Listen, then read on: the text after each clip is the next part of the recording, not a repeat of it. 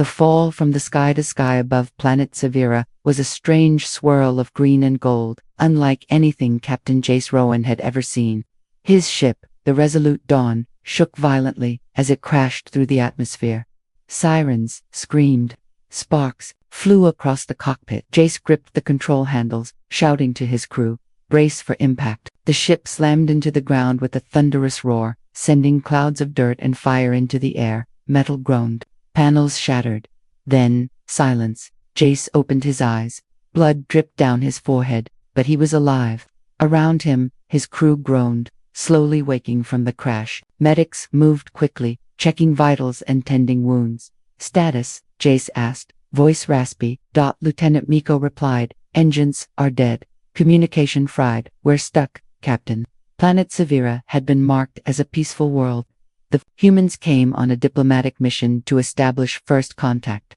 They didn't expect hostility, but now, stranded and vulnerable, peace felt like a distant hope. Jace stepped outside. The landscape was vast, filled with tall, glowing trees and thick violet grass. Strange, bird-like creatures flew overhead, screeching softly. In the distance, pillars of crystal glowed, humming with alien energy. But something was wrong. The air felt tense. He could feel it in his chest, the kind of tension that meant danger wasn't far. "Take a recon team," Jace ordered. "I want to know where we are and what's nearby." Hours passed. As the sun dipped low, Jace moved further from the crash site alone, driven by a strange pull. He didn't know why, but something inside urged him to walk. He passed through thick forests and into a wide, open clearing. And that's when he saw them. 5 small alien children, delicate, with silver blue skin and bright glowing eyes, gathered near a stream. They laughed and played, unaware of the dark shadows approaching. Jace's soldier instincts kicked in. He dropped to a crouch behind a fallen log and scanned the scene. From the forest edge, 6 armed figures emerged, tall, masked, and carrying bows crafted from bone and energy. The children didn't notice them. Jace did. He had no translator, no backup, no time to think. The attackers raised their bows. Arrows crackled with energy, ready to fly. Without hesitation, Jace leaped from cover. "Run," he shouted, even though they wouldn't understand. "Go." The children froze. One girl, smaller than the rest, stood frozen in fear. Jace sprinted toward her. The first arrow flew. He caught it in his shoulder. The second buried itself in his thigh. At the third he blocked with his forearm, but he kept moving. He reached the girl and wrapped his arms around her. Turning his back toward the attackers, more arrows pierced him. Pain exploded in his body. His legs gave out, but he held her tight, shielding her small frame with his own. From the trees, voices shouted in a language he didn't know. The attackers stopped. Moments later, a group of alien warriors in golden armor stormed the clearing, firing bright blasts of energy. The masked attackers fled into the woods. Jace lay on the ground, bleeding and gasping, still wrapped around the alien girl. Her wide eyes stared up at him. Tears streamed down her cheeks, and her small hand touched his chest gently. Then the world faded. When Jace woke, the air smelled of flowers and spice. He was inside a smooth, glowing chamber, unlike anything human technology could build. His wounds were bandaged with golden cloth, and soft light pulsed above him. He sat up slowly, wincing. The girl he saved stood nearby, speaking in soft tones to a tall woman in white robes.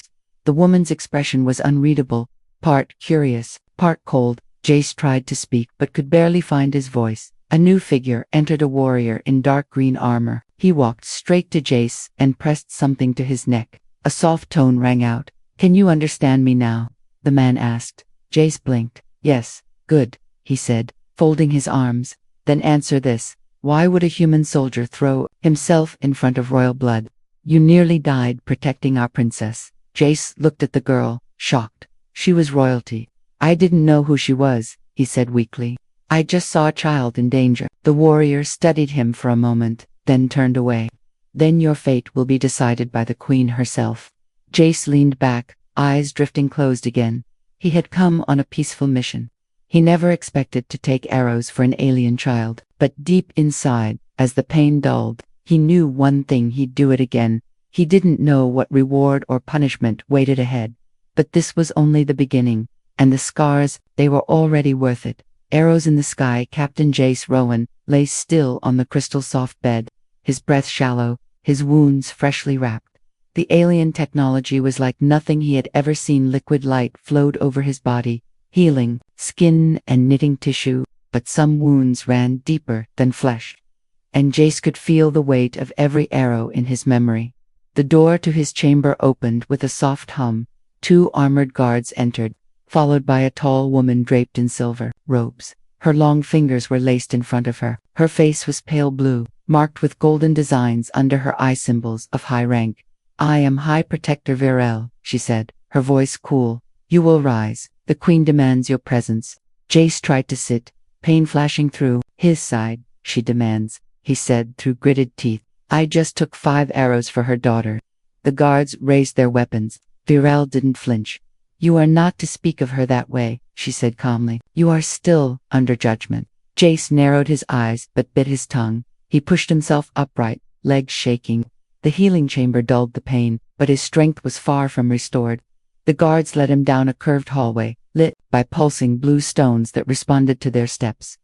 The palace was carved into a mountain of glowing crystal. The architecture felt alive. Walls shifted slightly, and the air pulsed with quiet energy. As they walked, Jace noticed murals on the walls. In one, a warrior stood shielding a child from falling stars. Another showed a human-like figure holding hands with a glowing alien queen. Was that prophecy? He didn't ask. They entered a tall chamber, where a large throne floated above the ground. The Queen of Savara sat tall, wearing a shimmering dress of liquid metal. Her crown was made of energy, shifting shapes every second. Beside her stood the girl Sela. Jace's breath caught in his throat. She looked different now. The child he had saved was dressed in elegant royal robes. Her glowing eyes met his, and she gave the smallest smile. The Queen leaned forward. "You are the one they called Jace Rowan." "Yes," he said, standing as tall as his battered body allowed. "You crashed here uninvited. You stepped into our conflict without understanding it. You risked your life for a child who does not belong to your kind." Jace looked at Sela. "I didn't see an alien. I saw someone who needed saving." The Queen tilted her head. "Our enemies believe you are part of a prophecy. A human who bleeds for the royal child and returns balance to our fractured world." "That's nonsense," Jace said. "Is it?" she asked. "You took arrows meant for her. You emerged alive. That hasn't happened in centuries." "I was just trying to do the right thing." Sela spoke for the first time. "Mother, he protected me. I felt it. He didn't act out of fear or power. He acted out of care." The Queen turned to her daughter, expression unreadable. Then back to Jace. "You may not believe in prophecy," she said, "but others do. The attackers were part of a rebel faction. If they believe you are a symbol of ancient return, they will hunt you, and they will strike again." Jace felt his gut tighten. "Then let me help stop them." The Queen raised a brow. "You speak as if you are a soldier of Severe." "I'm a soldier of Earth," Jace replied. "But I don't run from threats. I protect people who can't protect themselves. That's why I was on that mission in the first place." There was a long pause. Then the Queen stood. Her presence was overwhelming, her voice like thunder wrapped in velvet. "You will remain here, guarded, observed. If you truly seek to help, then prove your worth through action, not words." She gestured to Virel. "Place him under palace watch. Let the council decide." As the guards moved toward him, Jace looked at Sela again. She gave him one more glance, then turned and followed her mother out. In the following days, Jace was kept in a large but secure chamber, high in the palace towers. It was comfortable, but he knew it was still a prison. He wasn't allowed outside the gates. Alien soldiers watched his every move, yet Sela visited him in secret. She would sneak in through hidden passages, bringing strange glowing fruits and energy tea. They would sit together, and despite the language barrier mostly overcome by translator implants, they found ways to laugh. "I dreamed of someone like you," Sela said one night. "Someone who didn't fear pain to protect me." "You should have dreamed of better armor," Jace joked, pointing to his bandaged shoulder. She giggled, a light sound that made Jace forget, just for a second, that he was on a strange world, light years from home. But his peace wouldn't last. One morning, alarms blared through the tower. Jace sprang to his feet as guards rushed through the hall. The sky outside was black with smoke.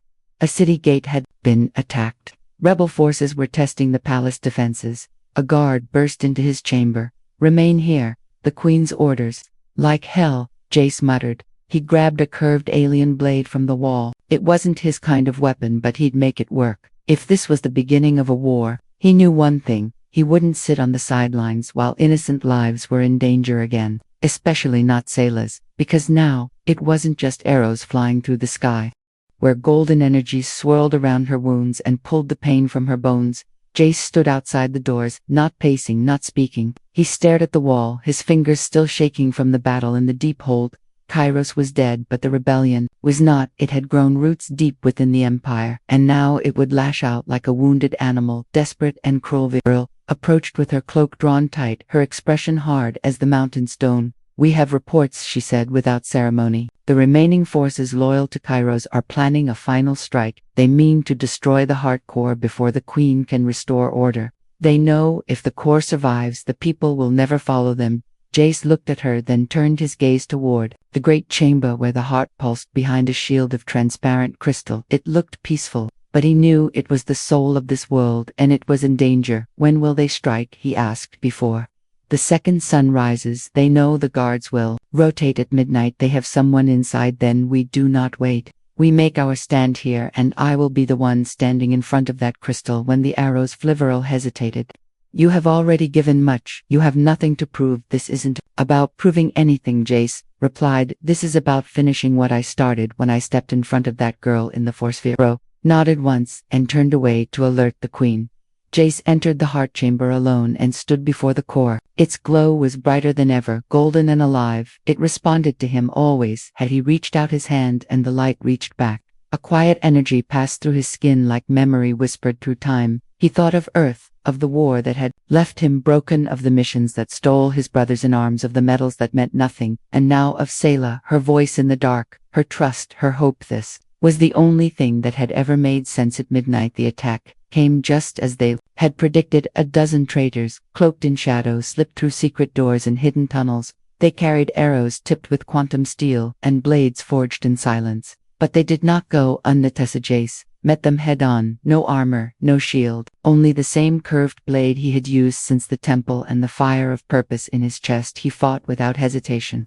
His body moved through pain and exhaustion, as if driven by something more than instinct. One attacker fell, then another, then two more, but a figure emerged from the smoke wearing Kairos's colors and holding a weapon shaped like a bow. A woman with eyes like ice and a voice that cut through the room like thunder. "You are not the prophecy," she said, drawing an arrow and aiming it at the heart. "You are just a man with scars." Jace stepped between her and the core. His feet dug into the crystal floor, his hands bled, his breath came hard. "Maybe I am just a man, but I have something no prophecy ever promised, a reason to stand here." She released the arrow and time slowed. Jace saw the shimmer of light as it flew. He stepped into its path without thinking. The arrow struck his chest. Pain exploded through his body. He dropped to one knee, his hand still clutching the hilt of his blade. Attacker stepped forward to finish him, but something changed. The heart behind him surged with golden light. A pulse of energy radiated from its core, blasting outward in a wave that threw her backward across the chamber. The rebels who remained turned and ran. Those too close were caught in the blast and dropped their weapons. Screaming, Jace collapsed fully. Darkness edged his vision, but he felt a presence at his side.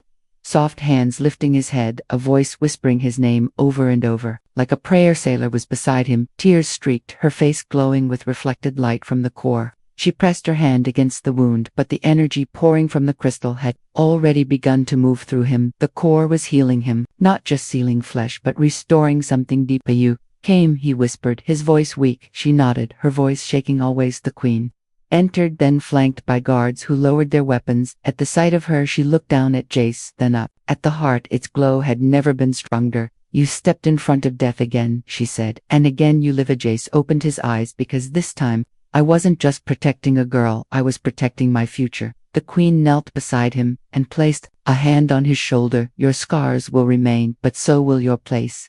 Hiriachi closed his eyes for a moment and let the warmth fill him. He had taken the final arrow, and in doing so he had become something more than a soldier, more than a symbol. He had become a part of the world he once thought was not his to belong to, and the fire inside him would never burn out again. The reward of scars. The sun rose slowly over Tezavira, bathing the city in warm golden light that spilled across towers' rooftops, and crystal paths like a blessing from the stars themselves.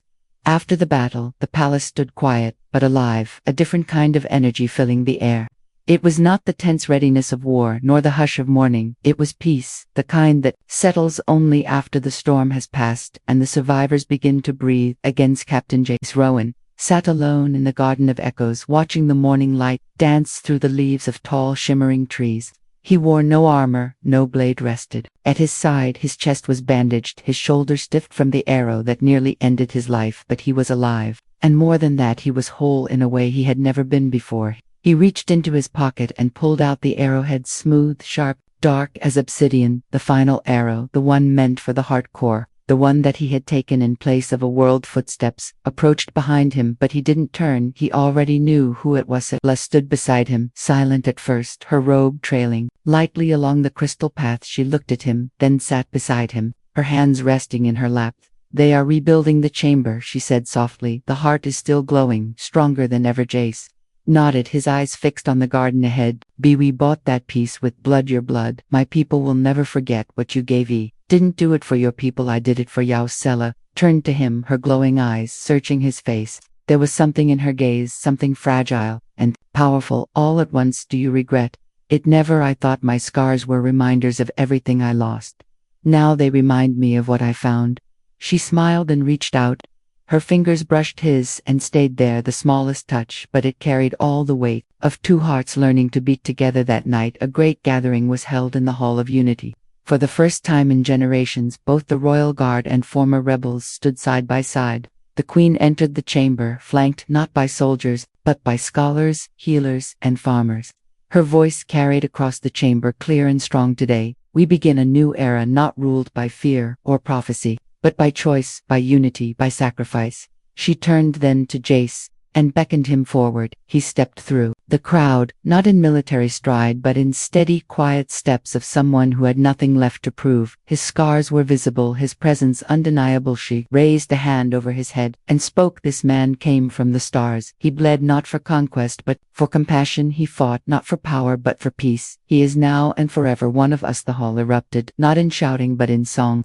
A melody that rose from the walls themselves, ancient and echoing, as if the city itself welcomed him home. Later, as the stars filled the sky, Jace stood once more at the edge of the city, where the crash site of the Resolute Dawn still lay broken and silent. He stared at the wreckage, remembering the man who had fallen from the sky.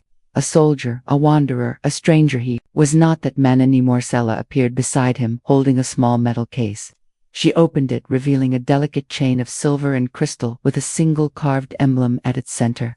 It was the sigil of the royal house, now etched with a flame rising from its heart. "This is for you," she said, "a symbol of what you are, not just Flimra, but guardian of the heart." Jace took it in his hand, feeling the weight. He placed it around his neck, then turned to her. "What happens now?" "Now," she said, "we build something new together." And they just remained in Savira, not as a guest, not as a relic of war, but as a living bridge between two worlds. He worked with their engineers, shared Earth knowledge, rebuilt communication towers, helped open dialogue with nearby planets, but more importantly, he taught their children what it meant to stand for something without needing to be chosen. He visited schools, spoke at gatherings, walked the markets without guards. People greeted him with nods, not bows, respect, not worship. His scars remained. He never hid them, and when asked how he earned them, he would simply say, "For something worth more than my life." He and Sela grew side by side, their bond unspoken at first, then understood by all. In time it became legend, not for its romance, but for its trust, a story not of royalty and warriors, but of courage and kindness. Years passed, the planet changed. So did Jace, but he never forgot the first moment he saw her standing in the clearing, the first arrow, the first step into the unknown. When he stood once more in the garden during another golden dawn, he whispered to the wind, "Every scar was worth it," because, in the end, he had not just saved an alien girl, he had saved himself. The end